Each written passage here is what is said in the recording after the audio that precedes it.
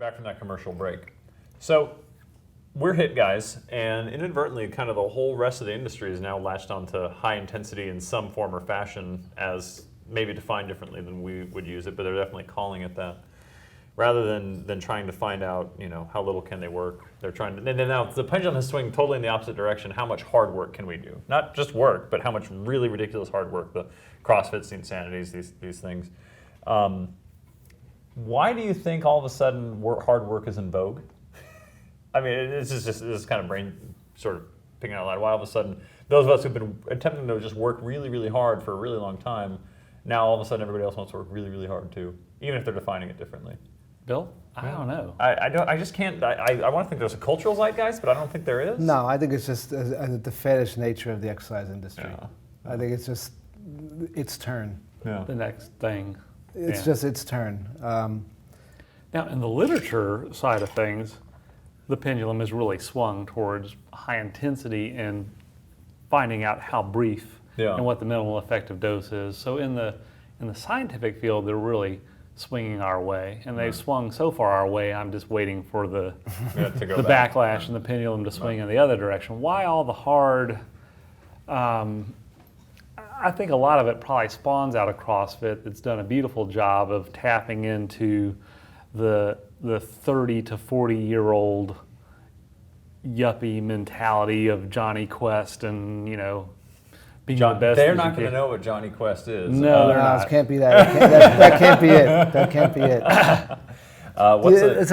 But just that whole, I'm special forces the special, kind of guy. I think special forces. Now it's funny because Erwan Right. LaCour with his MoveNet idea, I think he actually has something there as far as trying to change physical education in America, or in anywhere for that matter. Because one of the things I picked up in graduate school is really interesting. This idea of not like, being strong to being good enough in your body to be useful in other things, rather than just being a walking sculpture. And actually in the physical education literature, there's a backlash against like sports-based physical education, because kids can opt out so early and they learn nothing about how to move. Yeah. They don't even learn the game, because if they can get tagged out first thing and they're not comfortable in their body, they're just out. Big movement in the 50s and 60s that was very much like MoveNet in elementary school physical education. I mean, I remember when I was in middle school, they even had a book about it called Toughen Up. And it was all these kids, monkey bars and doing the human flag and all this sort of stuff. Teaching the human flag to kids. Yeah. That's crazy. And that just gradually fell out of vogue, and now. Well, God, I can't imagine. I was talking. I mean, it was in my talk earlier when I was saying how we're in a highly stimulating environment, and so these kids are always clicking the dopamine button. It's no surprise that boys sit in class and they just go, "Oh my God, it is so boring." But I can remember, 15 minutes of recess twice. You had your lunch recess, and you had like two intermittent. I was 8, 9 years old. 15-minute recess. I go out, scream like a kid, run around, and I could sit for the next 2 hours and pay attention. Yeah. Like that was all it took, and it just, hopefully it swings back in that other direction. When I was a kid, we had the president's physical fitness test twice a year. That still existed when I was in high school, yeah. But I haven't heard anything of it now. They actually, in my kids' school, they had a presidential fitness award thing. Last year, they did away with it because it was, encouraging competitivism and wasn't fair to the kids that weren't as athletic, and in turn, that was discouraging the less athletic kids from participating. How do you tease out that data and be like, clearly it was the presidential fitness program that made this kid get a D in math? There's no data there's to no it. data. It's just the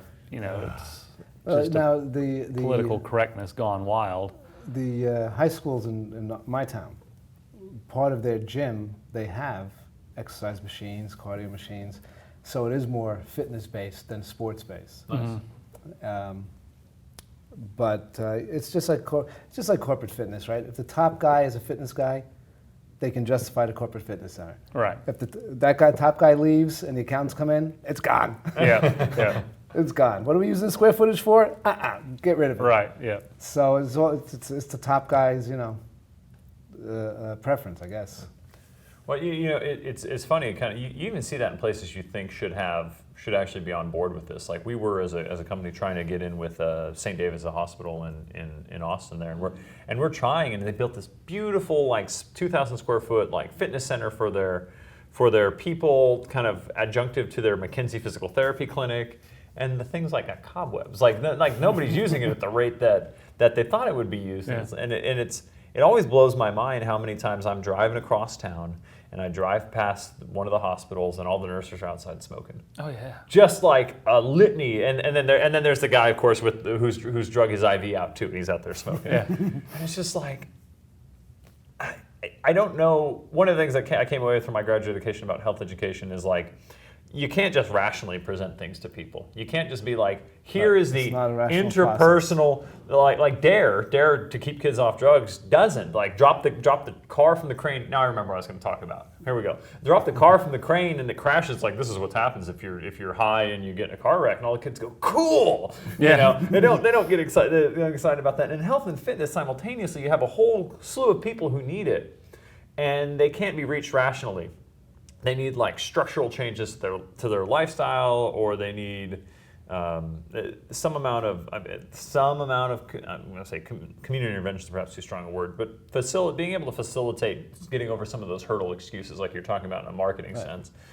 But we in the fitness industry kind of have, not we necessarily in this room, but the fitness industry in general, they have the sort of highest, shiniest fruit. I use this analogy, I go, if you're under an apple tree and you're hungry, what do? You reach up and you grab an apple. But if you're in the fitness industry, what do? You try to climb to the top of the tree and get that apple. Like, inherently, it becomes this incredibly complex thing, overly complex thing, right out of the gate for so many people. If they can start it, it's inherently unsustainable. They crash, they never go back. This is the New Year's resolution cycle. Well, and this is what we talked about 8 years ago, 10 years or so ago, which was where HIIT, if it is a phenomenon, say, drop the ball was by emphasizing how hard and how brutal the workout was and how big you're going to get and how efficient. But that wasn't what the general public, that wasn't appealing to the general public.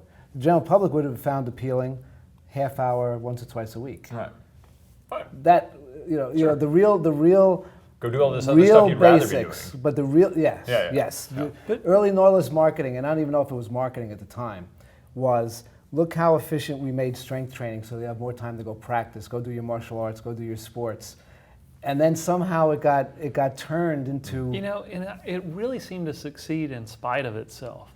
Because I don't know if it was like this for the Nautilus Fitness Centers for you, like it was for me back in the mid-'70s when they just blew up everywhere.